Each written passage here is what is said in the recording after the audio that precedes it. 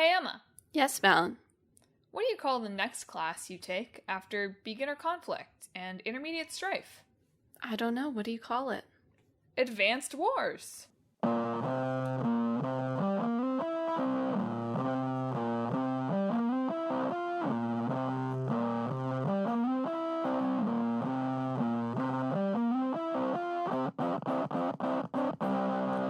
Hello and welcome to Talk This. It's dangerous to podcast alone. It's Yes, I Got a D in Advanced Wars host Madelyn. And it's, yes, I am the Lords of the Fallen Over, host Emma. And thanks for tuning in to this week's show. This week we're talking about Advance Wars. I know that there's no D. It's just for the joke. And Lords of the Fallen, 2023. Yes. Not identically titled 2014. We'll talk about that later. Yes, I had, looked it up briefly and was like, uh-oh, did I make a oopsie-doopsie when I initially Googled it? But no, I had not. They just named it the same thing, the exact same thing. It's like funny Resident Evil because- 4. Yes. Next month, though, they could be swapped in spaces because Lords of the Fallen 2014 came out in 2014 and Advance Wars just released a remake. Yeah, you're right. So if you're catching up and you're listening to this in January, you might consider flipping the order. Although Lords of the Fallen will not actually be the correct game. Right. But it's fine. You know. Have you played Dark Souls? It's not that either, but we're starting with Advance Wars. So called after the Game Boy Advance. which, do you feel like there was a point in your life where you realized that it was Game Boy Advance, not Game Boy Advanced?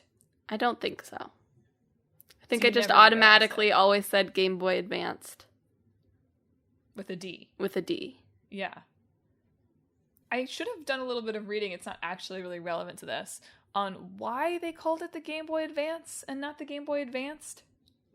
I don't know, maybe just a cool English word thing. I don't know. Yeah, like a moving forward. I get it. But it's weird when you think about it for any amount of time, as I did, as I was reading about the Nintendo Wars series. So Advance Wars is a turn-based strategy war game from Intelligent Systems, best known on this podcast for the Fire Emblem series. Probably just best known for that, but certainly on this show. Relevant. Fire Emblem. Relevant to this discussion a little bit. It is relevant. And of course, published by Nintendo.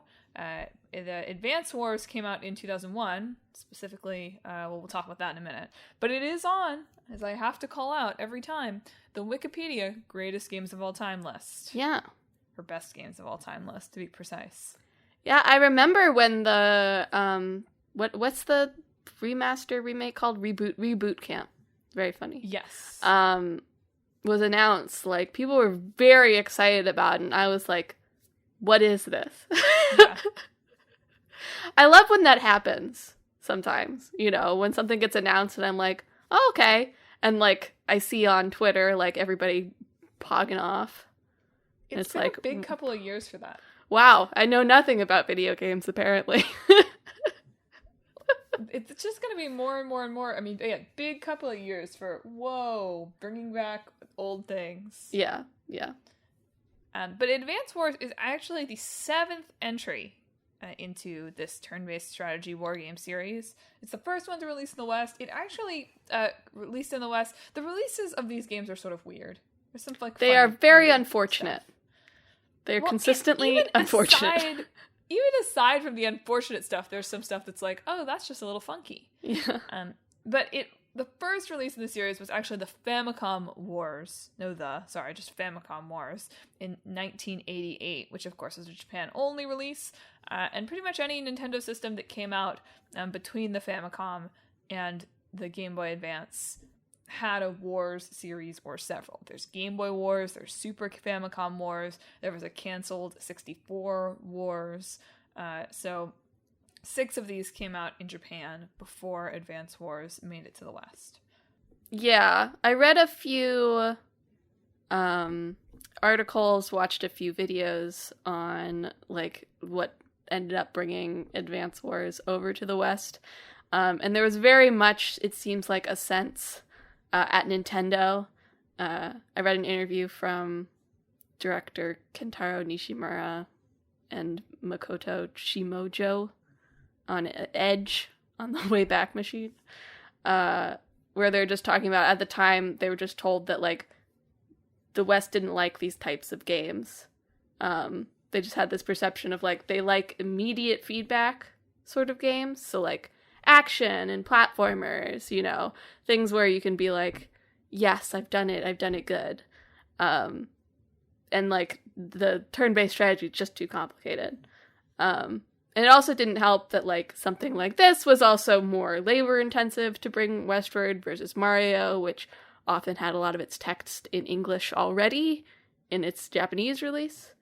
And so there wasn't very much incentive at the time to bring these sorts of games over until the people at Nintendo of America got a hands on Advance Wars and were like, yo, this rules though. Yeah. Can we bring this over? Can we sell this? And that's how they ended up, yeah. It helped that this game had already been a little bit targeted at children. Yes. In that they were hoping to reach a slightly younger demographic with this one than in the previous Wars series. This did not work. Teenage boys still did most of the buying, but the developers made a real effort to make it easier to approach and basically make it so you didn't have to read the manual. Lots and lots and lots of tutorials throughout the game. So, you know, they dumbed it down enough that the Americans could be like, yes, we like this. Yeah. Yeah. Pretty much.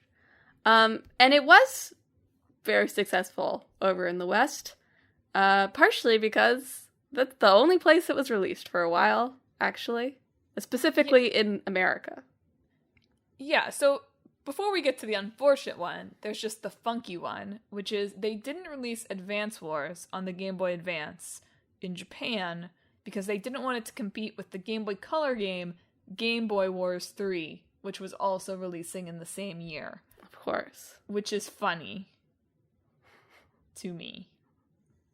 It's like we can't have our cross, like, you know, in today's cross-generation world, to be like, no, our Game Boy Color game can't compete with our Game Boy Advance game, so we're not going to release it here. Yeah. It does make you wonder, who were they releasing this for? I don't know. Why were they making this game? They weren't going to put it out in Japan. They thought it was just for Europe. I guess so. Unfortunately, Europe had to wait in the first of two unfortunate world event moments for the Advance Wars series. And I feel like we've talked about this on the show at some point before. I don't know why, but it rings familiar to me. I'm sure we've talked about it before. At least it's a wild story. Yeah. So Advance Wars is a game about waging war. Yeah? Yeah. Like, pretty bland story, waging war. Like, bunch of countries fake countries fighting each other. Fake countries that are very clearly inspired by real countries, for what it's worth. Fair enough. Relevantly to the second one of these that we'll get to. Sure, that's fair. But unfortunately for Advance Wars, it released, well, fortunately, I guess, in that they got the game out, but unfortunately for Europe, and just, like, the world, I guess. Yeah. Advance Wars released on September 10th, 2001.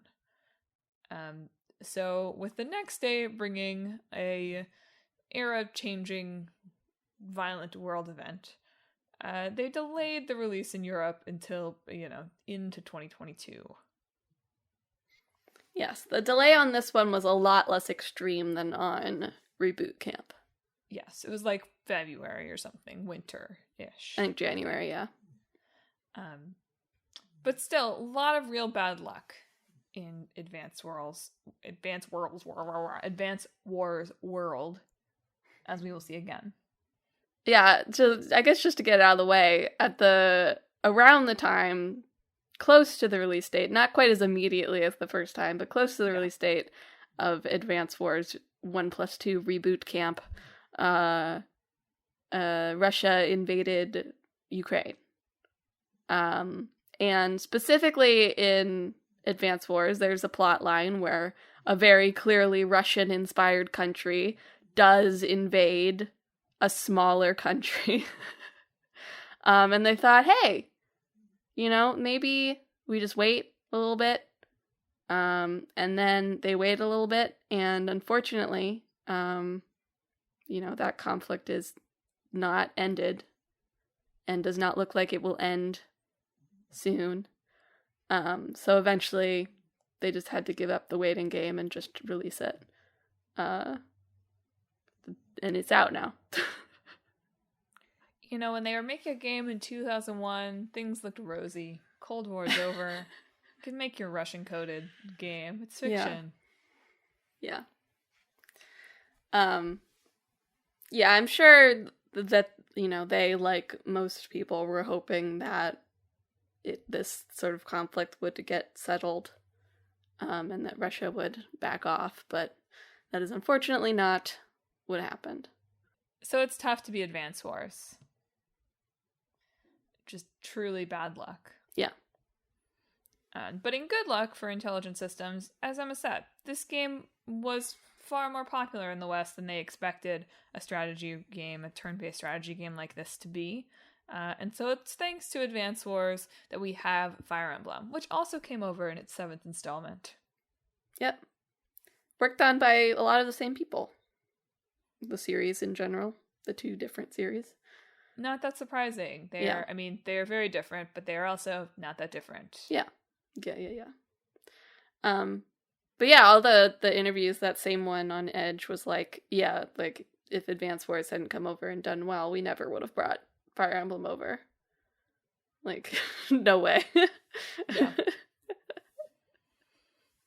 Anyway, in Advance Wars, you play in all of the games. There's Advance Wars, there's Advance Wars 2, the title of which Not all the games. There's the dark one. You're right. I was going to say you play as the commanding officer. Oh, I thought you were going to say you play as Orange Star or whatever. No, you're right. In most of the games, you technically aren't the commanding officer, you are the strategist with the commanding officer, which I feel like is a game character that we've lost a little bit in the past decade. Arc Knights still has you play the commander. And like it's moved into the gacha game space. I miss our strategist. Can I play as the strategist again? Bring it back. Anyway. So in most of the games, you're like, essentially playing as the commanding officer, but you're the assistant to the commanding officer. And in most of them, that's a country called Orange Star, originally Red Star, but you can't be too communist if you're going to be exporting the game outside of Japan. So we're going to do Orange Star. And in the first game, Orange Star and Blue Moon have been fighting for years, but then, the commanding officer Andy gets framed for widening the conflict and attacking Yellow Comet and Green Earth, and now it's World War time in Cosmoland, which is the name of this country, this world area, Cosmoland. Yeah. I really like that. Orange Star, by the way, is the US XB. Of course. So the Red Star is a little bit funny. Anyway, eventually revealed that it was a fake doppelganger of Andy that set this up. Shocking. By the evil country, the evil black hole army, who wants to conquer everyone. And so they have to take them out. Yeah. I don't think you really play Advance Wars for the story. And in fact, especially on this remake of it that just came out this past year, there were definitely a lot of people, I think, who had there were a lot of people who were just very excited for it, and it's like a good turn-based strategy game. But I did read several reviews that were kind of like, wow, it's a little off-putting, the light tone of this. Well, it's interesting. I read a retrospective on Eurogamer that I really appreciated, from Christian Donlan, that specifically compared it to, like, he said when he was, like, young, he would, like, take all of his toys out and, like, set them up around the room, and then, like, wouldn't do anything with them because he didn't know what to do with them, and would just put them back. And so he said, like, when playing Advance Wars, it's like you've put your toys all out, and now you can do something with them. And that's sort of the aesthetic that it's going for, too, is very toy-like. In its original form, and very much in Reboot Camp. It's very, like, bloodless, lighthearted, little toy-like looking things, very cartoony looking things. And I think its story mostly reflects that, even as the gameplay can get difficult, right? As it is wont to do in tactics games. But the aesthetics are very much like calling to, like, you put your toys out and now you're banging your little tanks together, essentially. And that's the sort of feeling that it evokes. Which is so interesting. I can't think of any other game that kind of approaches it from that sort of perspective in this way. It Takes Two, I guess. Yeah. Very literally, I guess. It Takes Two is a bit of an Advance Wars-like when you think about it. Anyway, the gameplay, we haven't talked too much about the gameplay because it's very classic, right? It is like one of the first like turn-based strategy fighting games to come over to the West. It like set the standard for a lot of things, right? You've got that for most of them, like very grid-based. One of them, it's a hexagon, but it's mostly that, square grid-based moving around. And in this one, it's like you build different units, and those units are allowed to attack certain units. So a little different from Fire Emblem in that way. It's less of a weapons triangle and more of a just like only certain units can attack certain other units sort of situation. Also, I guess the other notable thing is you don't get like, there's like an element of uncertainty, and not like Fire Emblem. There's an element of uncertainty to the combat where a lot of things are based on like percentages rather than like it will do this much damage.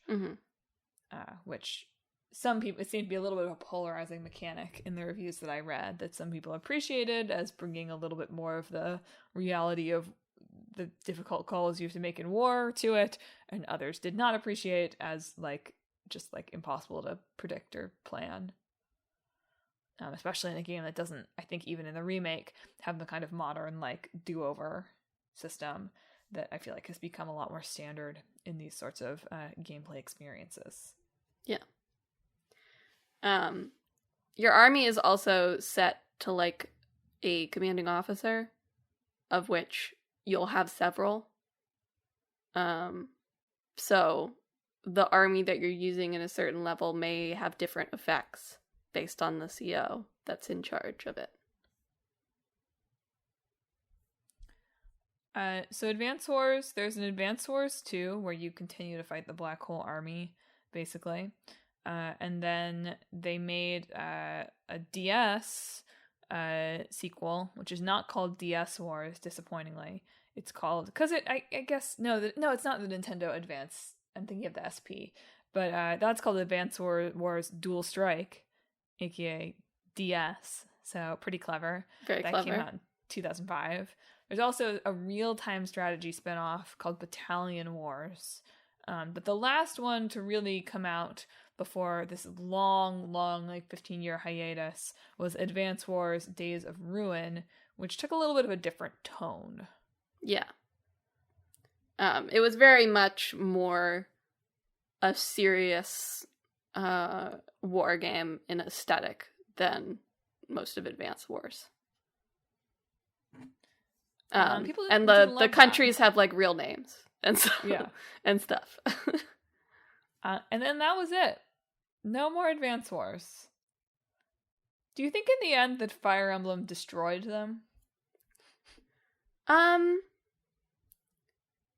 mean, when did Awakening come out? No, Awakening didn't come out until 2012. So I actually think that they were both dying at the same time. And they just happened to release Awakening, and that did really well. And that allowed them to continue making Fire Emblems, and they just didn't do the same thing with Advance Wars.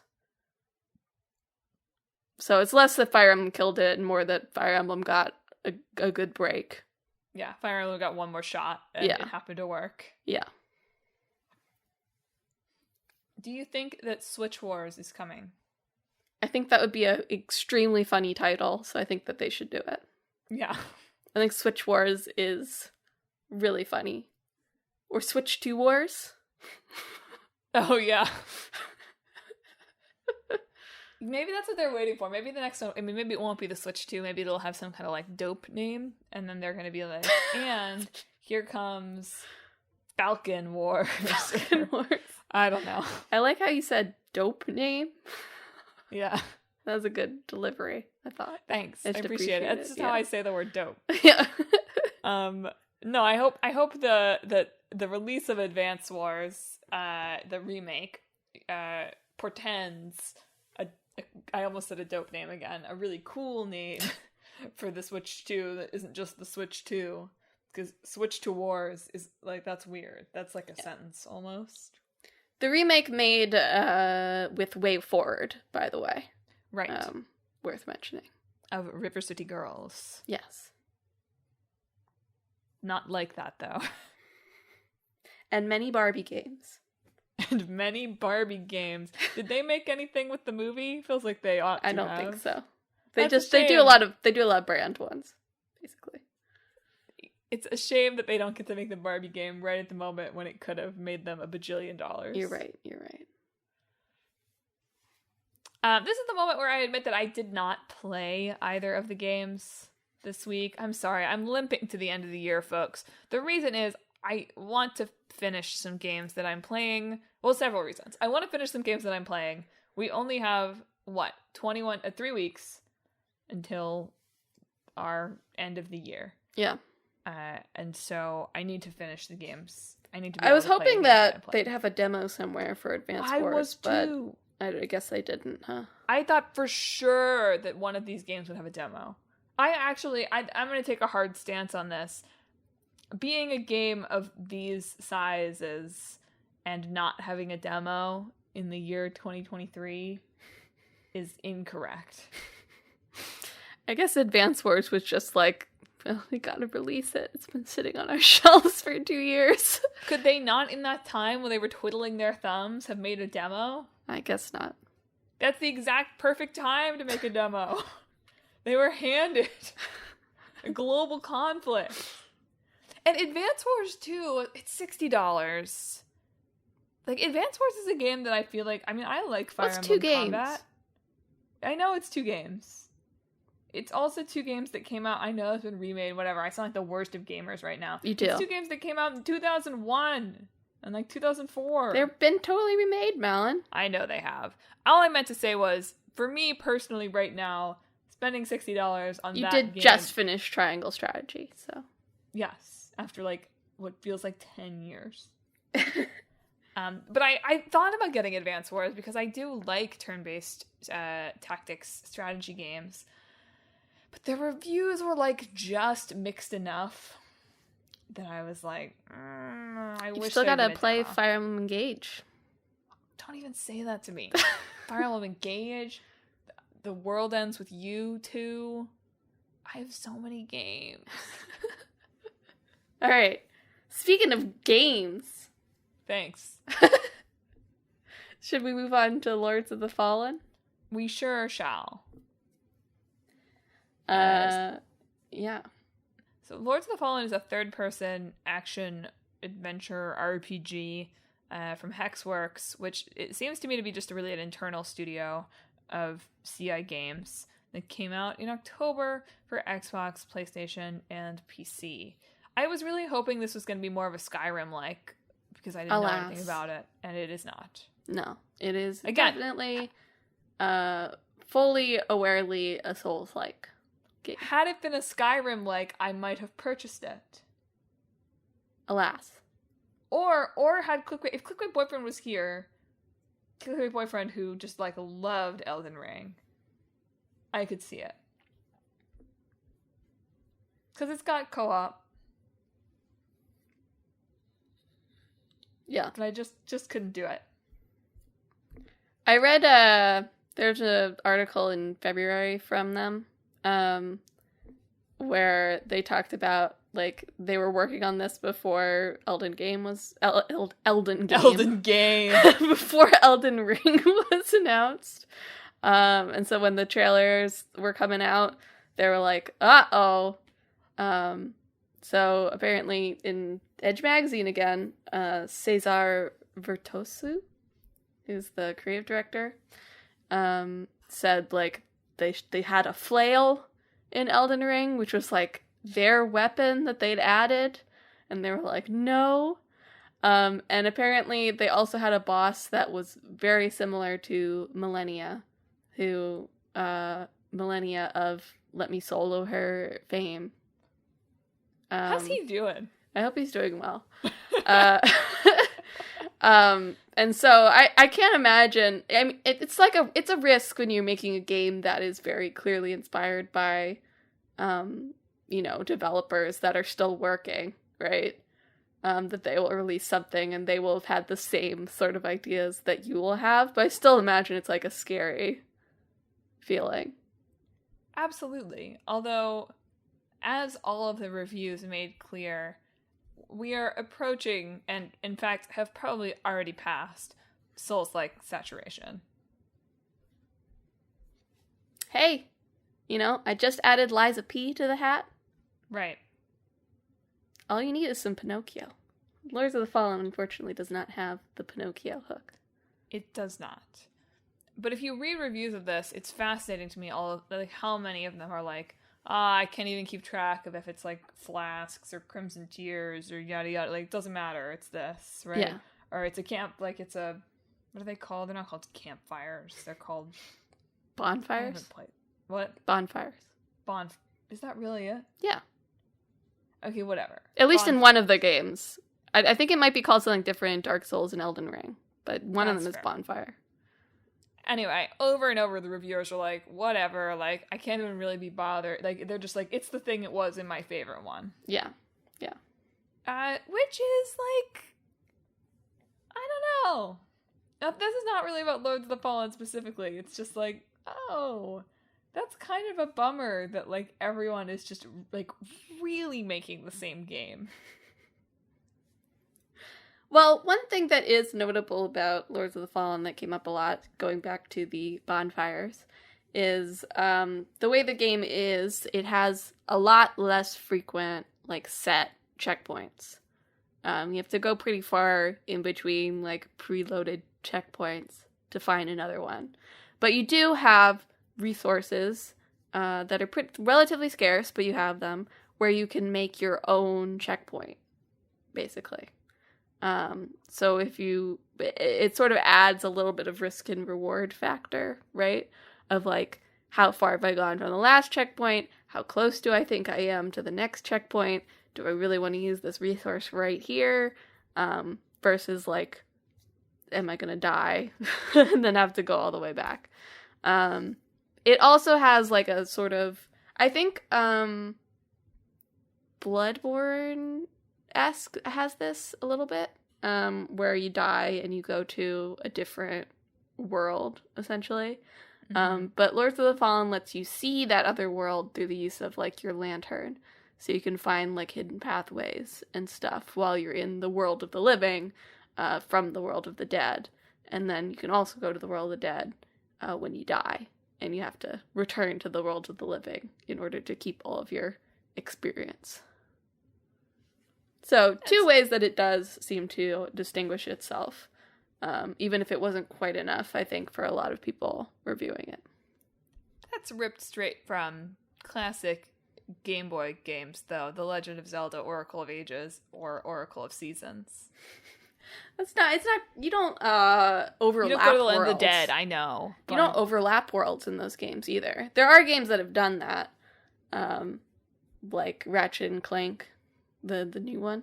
Oh, yeah. I was trying to think. I was like, I know there's a modern game that did something like this, and I can't think of what it was. Yes. There's also The Medium, which was not very well reviewed, but had like a dual world system that's relatively recent that played with this.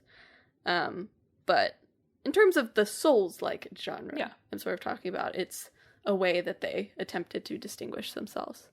Of course. They were very much like, you know, when we're talking about Souls-like, our goal here is to be like a second reference point, right, for this genre that doesn't really...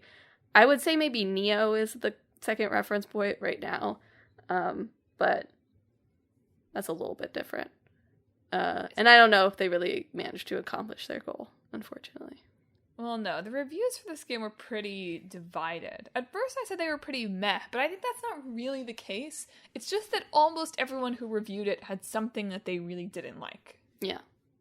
And a lot of those, and this again is the danger, like you said, of working in a style that is highly derivative of a studio that is, for, you know, really hot right now. But a lot of them were just like, you know, they haven't quite latched on to what makes Souls-like combat really good. Like, the combat might feel good, but, like, the balancing of the bosses isn't right, or there's too many enemies all around all over the place, or, like, you know, they have this whole roadmap for the game, which I also saw some, like, grumbling about online of, like, does this really need to be a live service situation? But whatever. But they've been doing all of this because, like, you know, like any game that came out in 2023, it came out buggy, it came out with technical issues, it came out with stuff that people complained about, and they said they weren't going to change it, and then they immediately changed it. That kind of thing. That is in reference to the, yes, swarms of enemies that would follow you everywhere.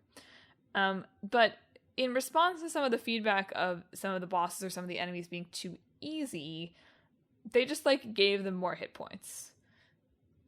Which I saw at least a few, like, online grumbles of, like... I mean, of course, that's what you're able to do after launch. Like, what are you going to do? Like, totally redesign the boss? You know, you can't have it both ways and be like, does this need to be a game as service? And also... Yeah, it really... Why do they balance it this way? Yeah, you do... It is, like, playing with the numbers. And for what it's worth, even something like Elden Ring, like, there's a whole thing of, like, I beat pre-patch Radon, or whatever. Yeah.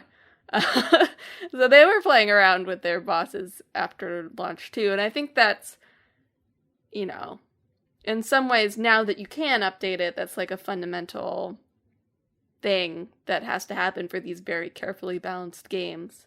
Like, you can leave it, but you could fix it after you have, like, thousands of people playtesting it for you, also. Yeah, so I think that's just, like, an inevitable thing of the genre now, as well.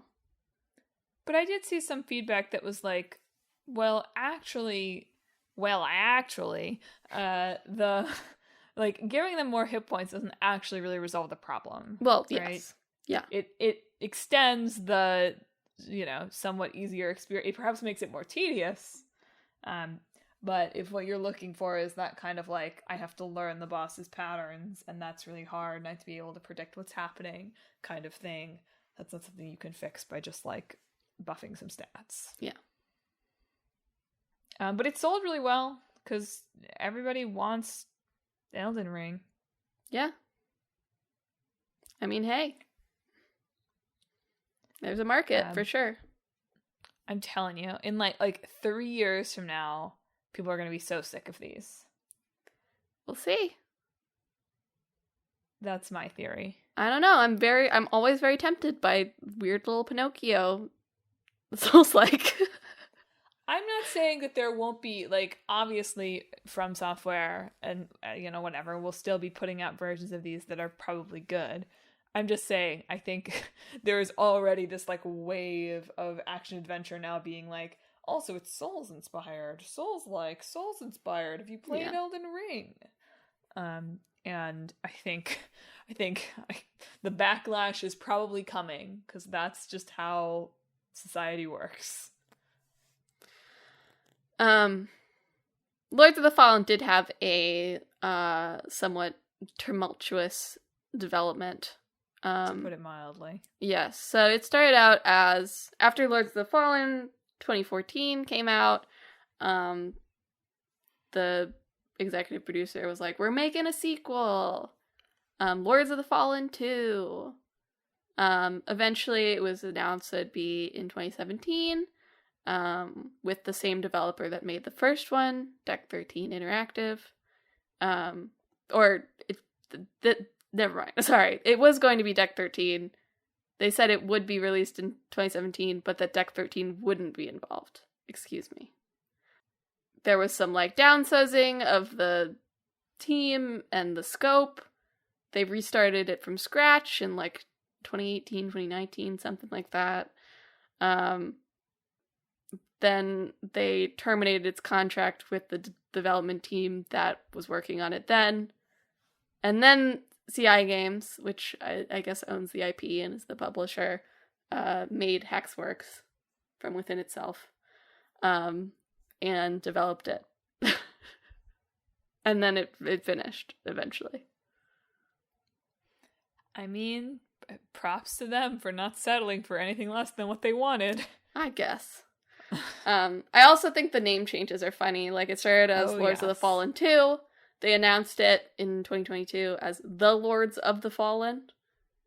Apparently once internally it was called Lords of the Fallen: The Dark Crusade. But they wanted it to seem more like a reboot, so they decided to just name it the same name.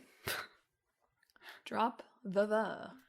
So now it's Lords of the Fallen again. The 2023 version. Can we stop doing that? What? Naming it the same name? Yeah. It's not actually that common, I don't think. Resident Evil's doing it. There's this one, but I can't think of anything else, Mel. Yes, you can. God of War. Oh, I guess, but that's just the first one. Yeah. That's correct. There's only one of the other ones, too. I know, but they didn't call the second one God of War 2.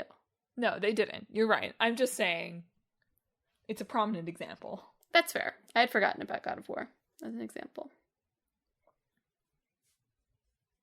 But that's it. That's still not very many. I feel like we've encountered another one at some point in the podcast this year, and I just can't remember it. It wasn't quite as big. Feel like I remember it. But that's okay. Even this amount, it just come up with a new title.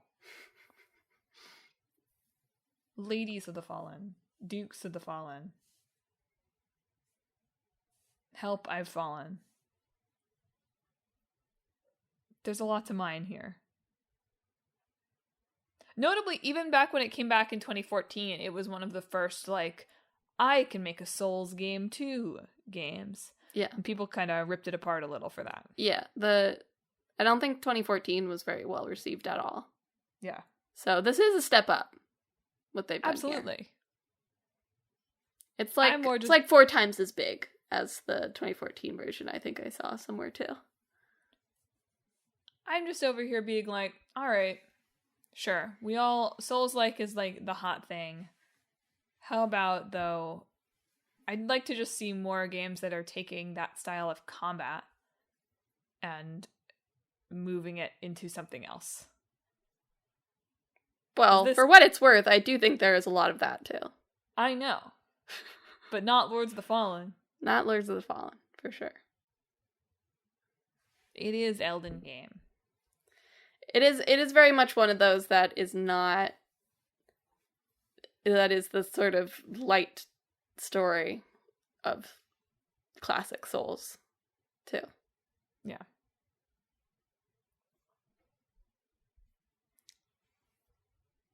But hey, like you said, sold well. We could see more Lords of the Fallens, perhaps. No, they'll do Lords of the Fallen 2 now. Yeah. Well, whatever works for him.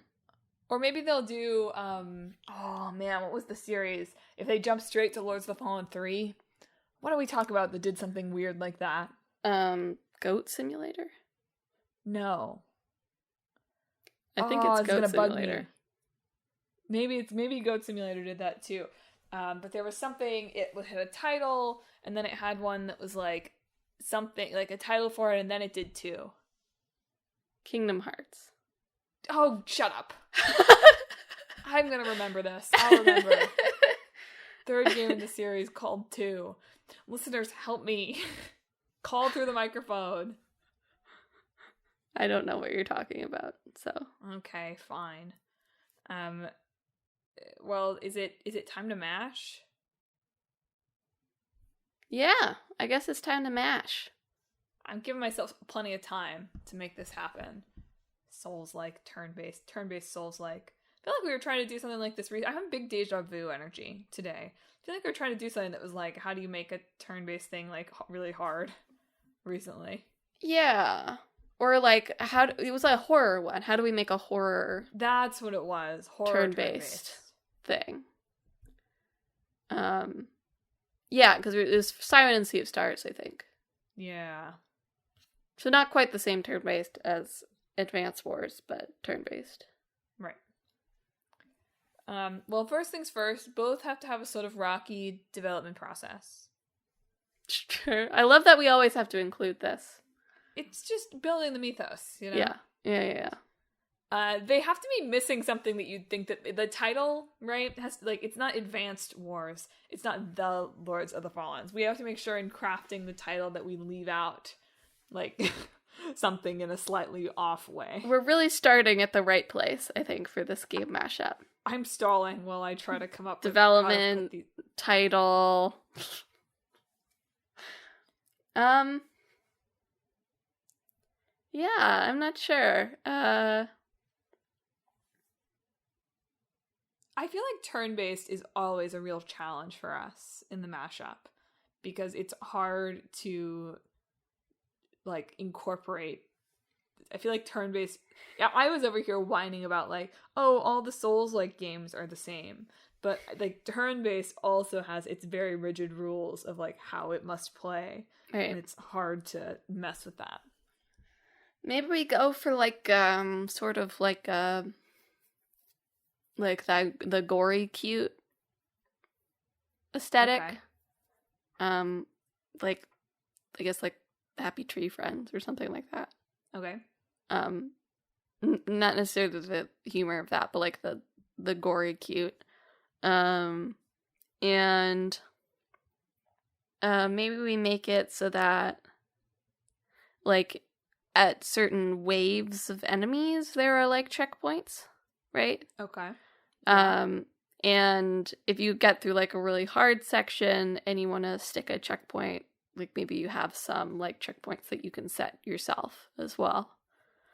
And you just have to like sort of make it to the end of like a siege, maybe.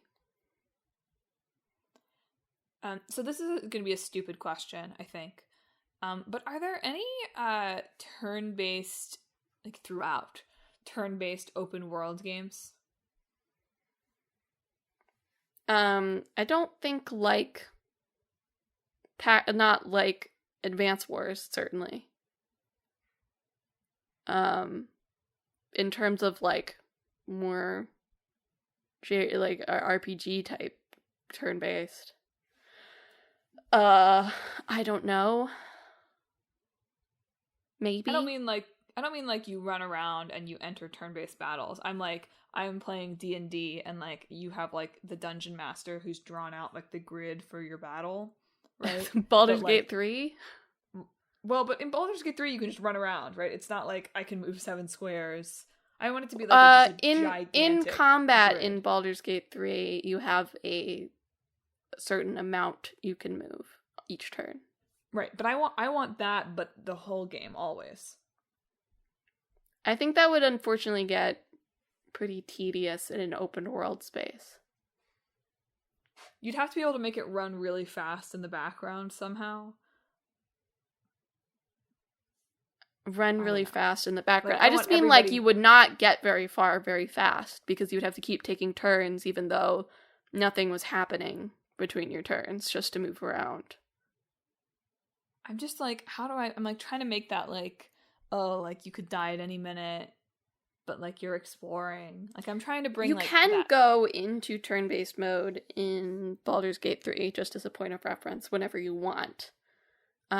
For example, if you're in a room with like a lot of traps, you may want to move into turn-based mode instead of trying to get all your characters out of danger in real time. But again, that's for like very limited spaces that you use that. I really can't imagine playing that game turn-based the whole freaking time. I think it would be torture. So, if you ditch the open world part and made it a more enclosed space, maybe you could do something with that. But that's not what I want. But I cannot imagine an open world where you can't just run around freely. It would be like very rapid turns. But it's still super tedious. Yeah, I know. Like, the problem is that in an open world, and like for what a turn would have to be for how many things you move, like nothing would happen in between your turns, right? Yeah. To make it an actual open world, there has to be a lot of space where nothing's happening, to be honest.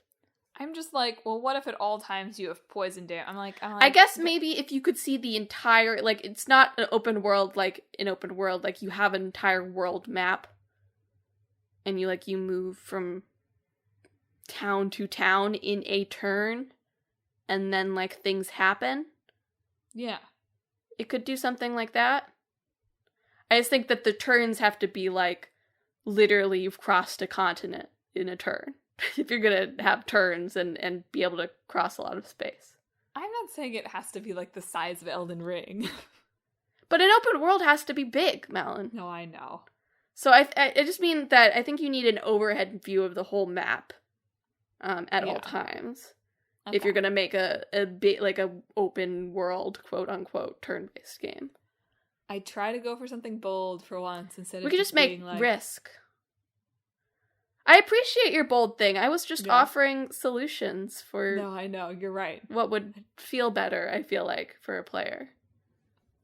I don't mind taking tedious little turns running across my little squares. I think that you would. Okay. So you can travel from, like, town to town in a turn. But is there a way to zoom in, too? That's what I'm having trouble with.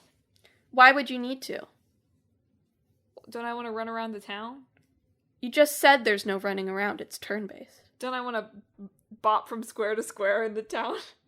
Why? You could just do that from a menu. I guess that's true.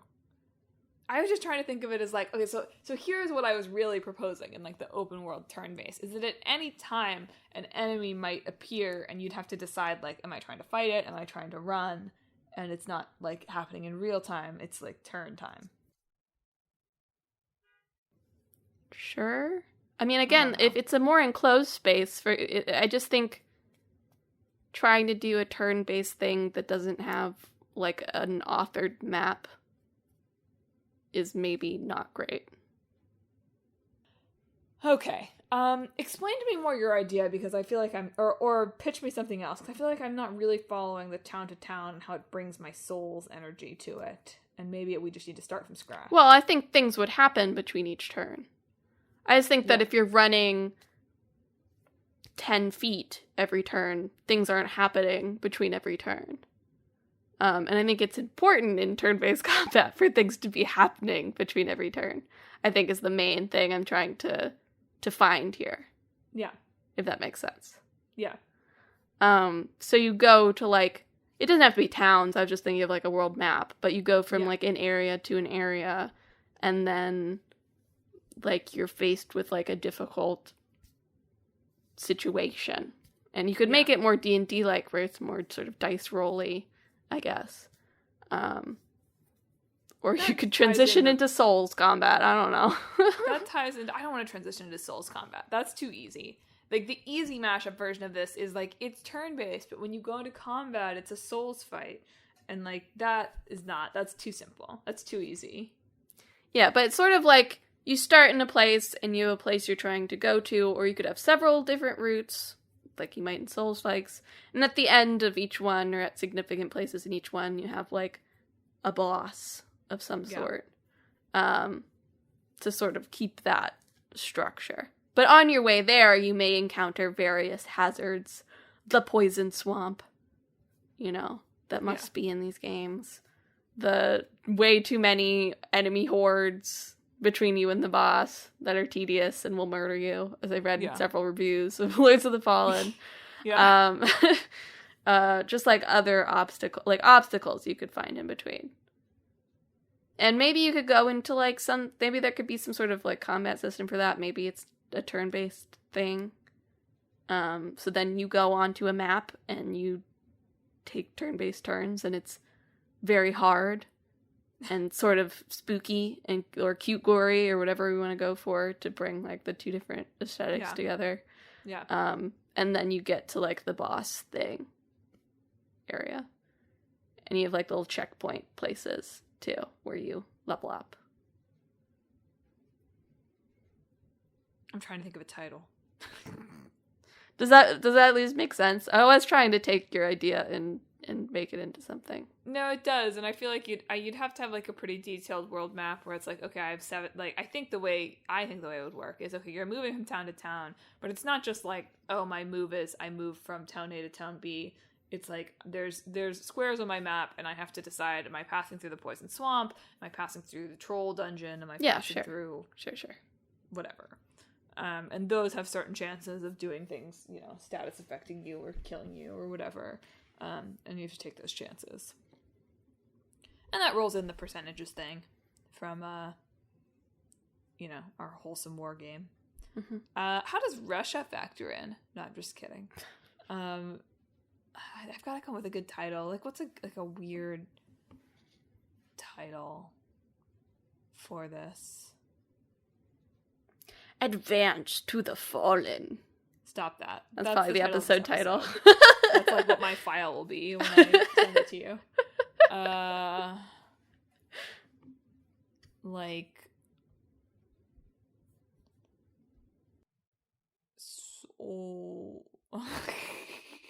I can't come up with something good.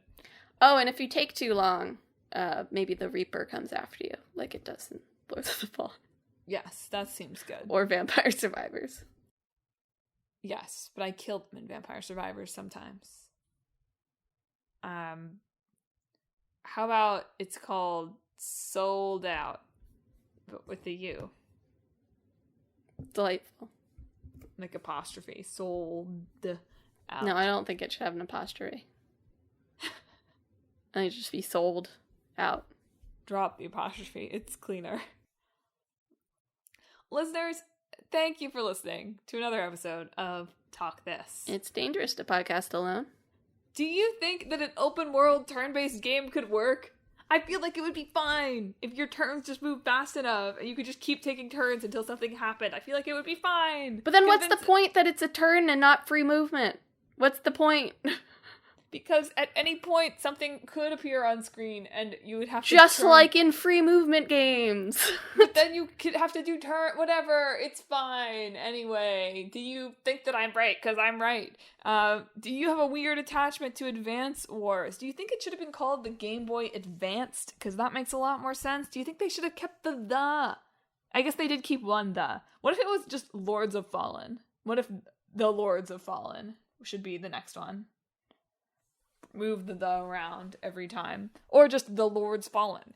If you have thoughts on any of this or anything else we talked about this week, hit us up on social media. We are on Facebook, Twitter, Instagram, and YouTube at Talk This Podcast. You can also visit our website, www.talkthispodcast.com, where you can read all about the show, check out the games where Emma's about to pull from the hat, and read our blog featuring long-running series Clickbait Boyfriend and Split Screen. But finally, and most importantly, if you enjoy the show, please subscribe. We're on Apple Podcasts, Google Podcasts, that I need to look up when Google Podcasts goes away, so I can train myself to stop saying that. Apple Podcasts, Google Podcasts, TuneIn, Spotify, Pandora Podcasts, online and on the app, Overcast, Pocket Casts, wherever you can find podcasts. Subscribe to Talk This. I have no idea where we are in this cycle. It's 6 weeks of gaming. 6 weeks of gaming next week, yeah. Right. Okay, a lot of gaming to do this week. Otherwise, my 6 weeks of I need to fit in a lot of games, or my 6 weeks of gaming will be very dull. Looking forward to it. Look forward to a really boring 6 weeks of gaming from me. But Emma, what about in 2 weeks for our last talk this our Christmas Eve. Is that right? Yeah, our Christmas Eve edition. Yep. For our old game, we will be talking about YS. Yes? Yes? Part of our homework, we'll be looking that up. Yep. And our new game is going to be Bomb Rush Cyberpunk. Ah, Merry Christmas indeed. Very Merry Christmas to you all. So look forward to that in 2 weeks. Then the week after that, it'll be our year of gaming, our year-end gaming edition, where Emma has played a bajillion games, and my gaming count is only inflated by having played 4 trines. I know the Game Awards already happened, but this is where the real Game Awards are. We'll tell you what the actual best games of the year were. We will talk probably for about 80 minutes. Yeah? Yeah, it'll be short. It'll be half the length of the Game Awards. But, what is that? 240 times longer than any one person You're was right. allowed to speak. You're right. There'll be room for 240 acceptance speeches during our podcast. Which is what we will be doing, one after the other after the other. All right, Madelyn, you gonna sign off for us? Oh, man. What if I was just like, I just spent like another 5 minutes like explaining my open world thing? No. This week, I hope that all of your thes and all of the letter D's are in the right place.